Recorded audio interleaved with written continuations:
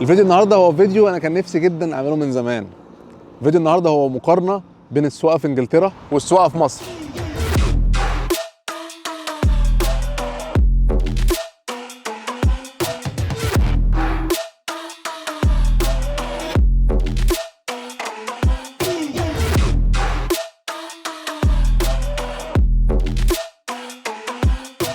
خلوني في الاول النهارده اقول لكم انا ليه بعمل الفيديو ده.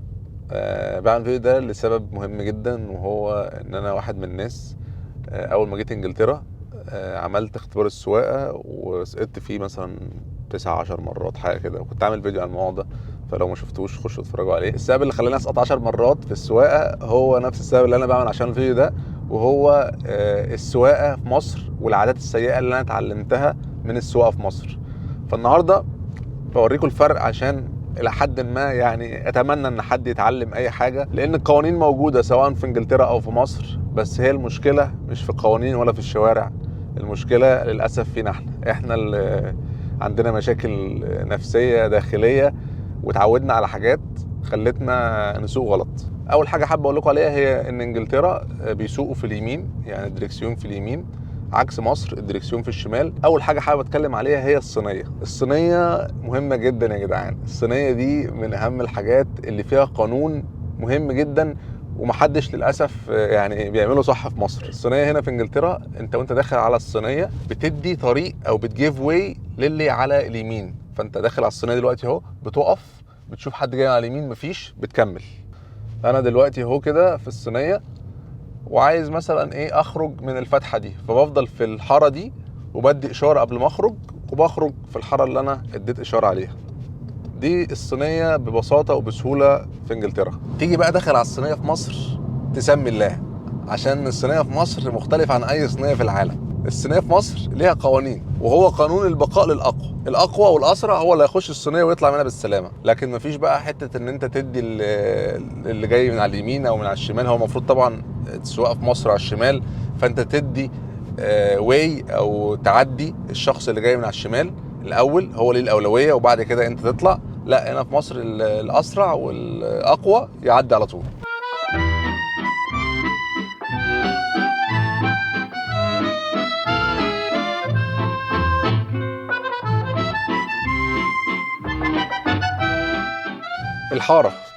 الحارات في الشوارع معمولة لسبب، اللي هو ان انت تقعد في حارتك. في انجلترا عمرك ما هتلاقي حد بيخش في حارة التاني خالص، كل واحد في حارته. في سيستم كده معين، اللي داخل شمال غالبا هيبقى في الحارة الشمال، اللي داخل يمين هيبقى في الحارة اليمين. لو في 3 حارات كل واحد في حارة، السريع خالص في الحارة اليمين والسرعة اللي اقل في الحارة اللي بعده. والعكس في مصر، المفروض السريع يبقى في الحارة الشمال والسرعه الاقل يبقى في اللي بعده. في مصر بقى الحاره ما حدش بيعترف بيها، يعني الحارات موجوده في الشارع عادي جدا، المفروض ان الواحد الطبيعي يلتزم بحارته. لا، يعني تلاقي واحد مره واحده كده جاي من على الشمال داخل على اليمين، والعكس صحيح. وتلاقي مره واحده كده واحد راح ناطط فوقيك او وراك، عادي جدا ما تستغربش. فالحاره في مصر للاسف ما حدش بيستخدمها، ما ينفعش تمشي في خط مستقيم، ده صعب.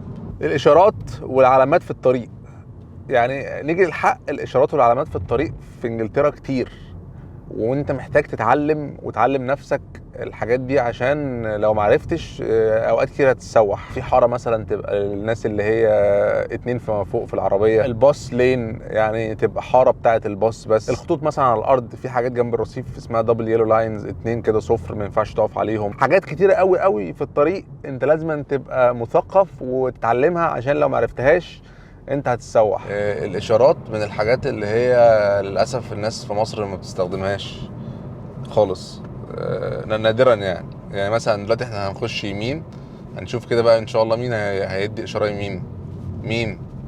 مين هيدي اشاره يمين؟ كله داخل يمين اهو، ما شاء الله، ما فيش اشاره، ما حدش مدي اشاره، زي الفل. وبيحضن عليك ده مدي اشاره، بس ما شاء الله يعني ايه، نط على العربيه، يعني الوحيد اللي ادى اشاره، ما شاء الله.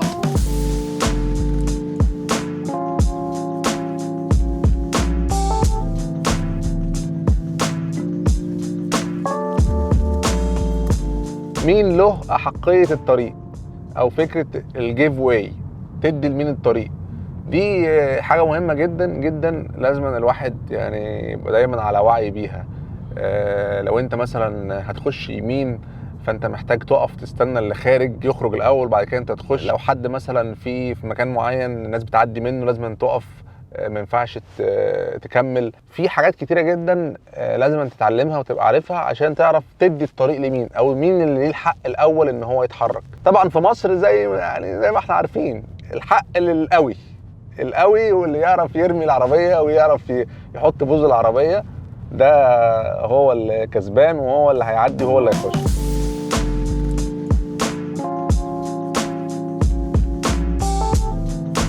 الكلاكس او الزماره، الكلاكس والزماره دول انا يعني من ساعه ما جيت انجلترا ما كنتش بسمعهم في الشارع خالص خالص.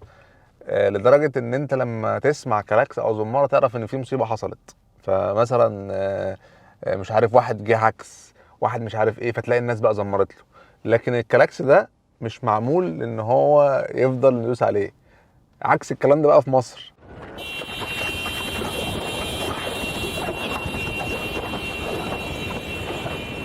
طول ما انت ماشي في مصر هتلاقي ما شاء الله في ناس بتعمل الحان وبتعمل مزيكا بالكلاكس، لكن هو في الحقيقه الكلاكس مش معمول لكده. الكلاكس معمول عشان انت تحذر حد ان في حاجه غلط. غير كده هتلاقي الشوارع هاديه ماشي زي الفل تمام، مفيش اي مشكله.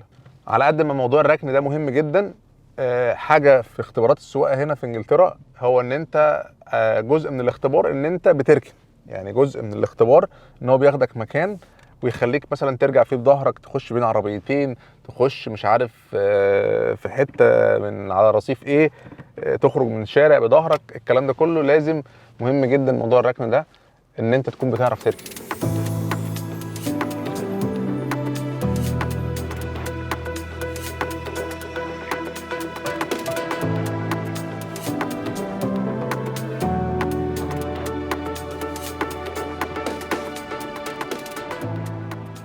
فكرة الإشارات والالتزام بالعلامات المرور والحاجات اللي في الشارع والكلام ده كله هي فكرة مهمة لينا ومهمة للناس اللي حوالينا. أولا عمرك ما تلاقي عسكري مرور أو ضابط مرور واقف في الشارع في إنجلترا مثلا بينظم مرور، لأن هي السيستم معمول إن أنت تمشي عليه لوحدك، مش محتاج إن أنت حد يمشيك. فلو إحنا فعلا التزمنا بالإشارات والحارات وكل واحد مشي على القوانين، عمرنا ما هنحتاج عساكر مرور أو أي حد يعمل شغلانه هو مش محتاج ان هو يعملها.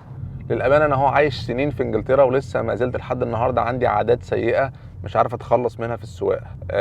ولكن طبعا هو المفروض ان الواحد دايما يحسن نفسه ويحسن عاداته في السواقه، لان هي العاده دي بتفضل معاك، انت بتفضل مستمر عليها ما تعرفش تغيرها. فاتمنى بعد الفيديو ده ان كل حد عنده عادات سيئه في السواقه يبطلها، ونبدا ان احنا نلتزم شويه بالشارع ونلتزم شويه بالقوانين اللي موجوده في الشوارع، عشان الطريق ليه احترامه ولازم نحترمه. وبس اشوفكم ان شاء الله الفيديو اللي جاي مع حاجه مختلفه بقى شويه. السلام عليكم. عايز كل واحد يعمل تاج ومنشن او يشير الفيديو ده مع حد من صحابه اللي بيسوق سواقه زي